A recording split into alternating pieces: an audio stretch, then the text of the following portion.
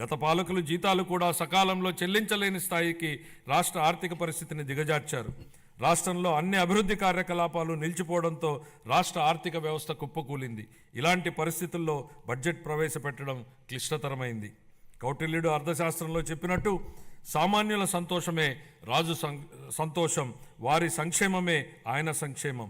రాజు తన వ్యక్తిగత ప్రయోజనాలు, సంక్షేమం గురించి ఎన్నడూ ఆలోచించకూడదు.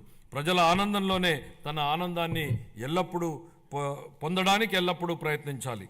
నందరాజ వంశపు దుర్మార్గపు పాలన తర్వాత సుసంపన్నమైన మరియు న్యాయపాలనను స్థాపించడంలో చంద్రగుప్త మౌర్యుడికి కౌటిల్యుడి మార్గదర్శకం వహించినట్లే గత ప్రభుత్వ పాలనలోని విధ్వంసకర విధానాల తర్వాత గౌరవనీయ ముఖ్యమంత్రి గారు పారదర్శక, సంక్షేమం మరియు శాంతి భద్రతలతో కూడిన పాలనతో ప్రగతిపథం వైపు నడిపిస్తున్నారు. మన రాష్ట్ర పునర్నిర్మాణం కోసం ముఖ్యమంత్రి గారు నిరంతరం శ్రమిస్తున్నారు. మన రాష్ట్రంలో లభ్యమవుతున్న మౌలిక సదుపాయాల అవసరాలను బేరీజు వేసి కొత్త ఆర్థిక వృద్ధి అంశాలను గుర్తించి కొత్త విధి విధానాలతో రాష్ట్ర పురోగమనానికి కావలసిన విధానాన్ని, సంస్కరణలను తీసుకువచ్చారు. గౌరవ ముఖ్యమంత్రి శ్రీ నారా చంద్రబాబు నాయుడు గారు మన రాష్ట్రాభివృద్ధి కోసం 1990వ దశకంలోనే విజన్ 2020 డాక్యుమెంట్ను రూపొందించారు. అప్పటి ప్రతిపక్షాలు ఆ ఆలోచనని విమర్శించాయి. కానీ నేటి హైదరాబాద్ను చూసినట్లయితే వారి విజన్ సాకారమైంది. ఇదే ఆయన దార్శనికతకు, సామర్థ్యానికి నిదర్శనం.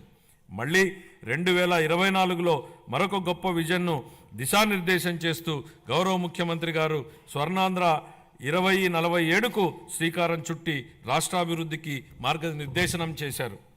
15% పైగా రాష్ట్ర స్థూల దేశీయ ఉత్పత్తి వృద్ధి రేటును స్థిరంగా సాధించడం, తలసరి ఆదాయాన్ని పెంచడం, పేదరికాన్ని రూపుమాపడం ద్వారా అభివృద్ధి ఫలాలను అత్యంత అణగారిన వర్గాలకు అందించడమే దీని లక్ష్యం.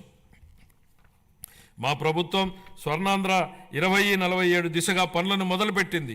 ఇందులో భాగంగా పాత విధానాల్లోని లోపాలను సరిచేస్తూ నూతన ఇసుక విధానం, ఎక్సైజ్ విధానం, ఆంధ్రప్రదేశ్ పారిశ్రామిక అభివృద్ధి విధానం లాంటి ఎన్నో విధానాలను తీసుకొచ్చింది. అప్పులు చేయడమే తప్ప అప్పులు తీర్చడాన్ని మరిచిన గత ప్రభుత్వం తప్పుడు విధానాలను సరిచేస్తున్నాం. ప్రభుత్వం కాంట్రాక్టర్లను బ్లాక్ లిస్టులో పెట్టడం చూసాం. కానీ గత పాలకుల విధానాల వల్ల ఆంధ్రప్రదేశ్ ప్రభుత్వాన్నే కాంట్రాక్టర్లు బ్లాక్ లిస్టులో పెట్టి పనులు చేయడానికి ముందుకు రాని పరిస్థితి ఏర్పడింది. ఈ పరిస్థితి నుంచి రాష్ట్రాన్ని తప్పించాం. 24 నుండి రాష్ట్ర ఆర్థిక వ్యవహారాలను సమర్థవంతంగా నిర్వహించడం ద్వారా రాష్ట్ర ప్రభుత్వాన్ని గాడిలో పెడుతున్న విధి విధానాలను ముచ్చుకు కొన్ని తెలియజేస్తున్నాను. జూన్ 12, 2020 నాటికి ఉన్న 23,556 కోట్ల రూపాయలను, వేల కోట్ల రూపాయల బకాయిలను చెల్లించాం. అధ్యక్ష, గత ప్రభుత్వం 93 కేంద్ర ప్రాయోజిత పథకాలను నిలిపివేసింది. 9,371 కోట్ల రూపాయల బకాయిలను చెల్లించడం ద్వారా 74 పథకాలను మా ప్రభుత్వం పునఃప్రారంభించింది. దీనివల్ల కేంద్రం ప్రభుత్వం నుంచి మన రాష్ట్రానికి మరిన్ని నిధులు అందాయి. నీటిపారుదల, రహదారులు మరియు ఇతర పనులకు సంబంధించి 12,735 కోట్ల రూపాయల బకాయిలను చెల్లించడం వల్ల రాష్ట్ర ఆర్థికాభివృద్ధి పునరుత్తేజితమైంది. పంచాయతీలు మరియు మున్సిపాలిటీలను బలోపేతం చేయడానికి 2,793 కోట్ల రూపాయల ఆర్థిక సంఘం నిధులను మా ప్రభుత్వం చెల్లించింది. ఎన్టీఆర్ భరోసా, ఎన్టీఆర్ వైద్య సేవ మరియు దీపం 2.0 పథకాలకు 31,613 వేల కోట్ల రూపాయలని మా ప్రభుత్వం విడుదల చేసింది. మన రాష్ట్ర అభివృద్ధికి ఎన్డీఏ కట్టుబడి ఉంది. గౌరవ ప్రధానమంత్రి శ్రీ నరేంద్ర మోడీ గారి సహకారంతో పోలవరం నీటిపారుదల ప్రాజెక్టు మరియు అమరావతి రాజధాని ప్రాజెక్టులను మా ప్రభుత్వం మళ్లీ పట్టాలెక్కించగలిగింది.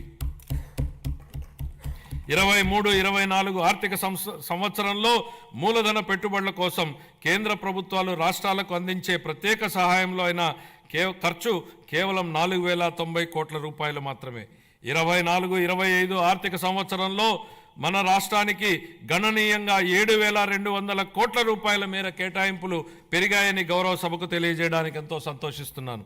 మార్చి 31, 2025 నాటికి ఈ కేటాయింపులు మరింత పెరిగే అవకాశం ఉంది. మా ప్రభుత్వం పాలనా పగ్గాలు చేపట్టాక రాష్ట్ర ఆర్థిక వృద్ధి మళ్లీ గాడిలో పడింది. 24-25 ఆర్థిక సంవత్సరం మొదటి ముందస్తు అంచనాల ప్రకారం రాష్ట్ర స్థూల దేశీయ ఉత్పత్తి 12.94% వృద్ధి చెందింది.